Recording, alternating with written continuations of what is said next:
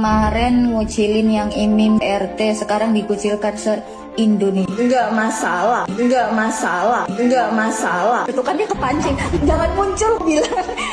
Ini anak nggak bisa dipancing gitu kan. Ketika masalah kecil di gang sempit bisa mengguncang seluruh negeri, itu artinya bukan sekedar konflik biasa. Inilah kisah antara Yaimim dan Sahara, dua nama yang kini menjadi perbincangan panas di seluruh media sosial. Dan kini, ada sosok baru yang ikut masuk ke pusaran kontroversi ini. Seseorang yang dikenal dengan gaya nyentriknya, tajam ucapannya, dan selalu mengaku berdiri di pihak rakyat kecil. Hotman Paris Hutapea. Kasus ini awalnya sederhana.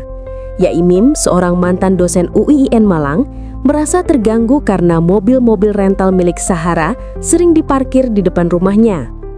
Tapi ternyata jalan itu disebut-sebut sebagai tanah wakaf, tanah yang menurut Yaimim tidak boleh digunakan untuk kepentingan komersial. Sahara, sang pemilik usaha rental, punya versi berbeda. Ia menganggap jalan itu jalan umum. Baginya tidak ada masalah selama mobilnya tidak menghalangi siapapun. Namun yang awalnya hanya masalah parkir, pelan-pelan berubah jadi konflik nasional. Media sosial mulai ramai. Video-video pendek bertebaran, potongan percakapan diunggah tanpa konteks, dan publik mulai memilih pihaknya sendiri. Sampai akhirnya, nama Hotman Paris muncul ke permukaan. Lewat unggahan di akun resminya, Hotman menyatakan siap mendampingi Yaimim secara hukum dan membantu melawan apa yang ia sebut sebagai fitnah-fitnah keji. Kalimat yang langsung meledak di dunia maya. Orang-orang baik akan berdatangan membantu Yaimim dari fitnah Sahara. Seketika narasi publik berubah. Dukungan untuk Yaimim melonjak, sementara Sahara dan keluarganya mulai diserbu warganet. Tapi di sisi lain, muncul pertanyaan baru. Apakah seorang pengacara sebesar Hotman boleh langsung memihak sebelum fakta hukum benar-benar jelas?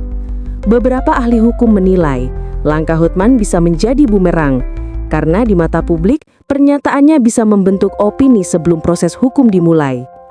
Namun, banyak juga yang justru memuji langkah itu, menganggap Hotman sebagai pahlawan yang berani membela kaum lemah. Disinilah kontroversi besar mulai terbentuk. Kasus yang seharusnya diselesaikan lewat meja hukum, kini berubah menjadi pertarungan opini publik. Faktanya hingga saat ini belum ada bukti final soal status tanah wakaf itu. Belum ada hasil resmi mengenai legalitas mobil-mobil rental Sahara, dan laporan hukum di kedua sisi masih berjalan. Tapi opini publik sudah terbentuk. Di mata banyak orang, Sahara sudah dianggap bersalah. Sementara Yaimim sudah dianggap korban yang harus dibela. Padahal, bukankah hukum seharusnya berjalan dengan fasta, bukan dengan trending topik? Menariknya lagi, kehadiran Hotman Paris bukan sekedar bantuan hukum. Ini juga jadi panggung besar untuk opini nasional. Sebab ketika Hotman berbicara, jutaan mata ikut memperhatikan. Dan satu kalimat darinya bisa mengubah arah cerita secara drastis. Ada yang menyebut ini adalah strategi publikasi. Ada yang bilang bentuk kepedulian. Namun satu hal yang pasti, setelah Hotman turun tangan, kasus Yaimim vs Sahara tak lagi bisa disebut masalah tetangga biasa. Ini sudah menjadi cermin tentang bagaimana opini publik terbentuk di era digital. Tentang betapa cepatnya seseorang bisa dijatuhkan bahkan sebelum kebenaran terungkap. Dan tentang bagaimana satu suara dari sosok sekelas Hotman Paris bisa menjadi bahan bakar baru dalam lautan kontroversi. Di tengah semua sorotan, Ainesia hanya ingin mengingatkan, kita bukan hakim, kita hanya saksi dari kisah yang sedang dibentuk oleh banyak kepentingan.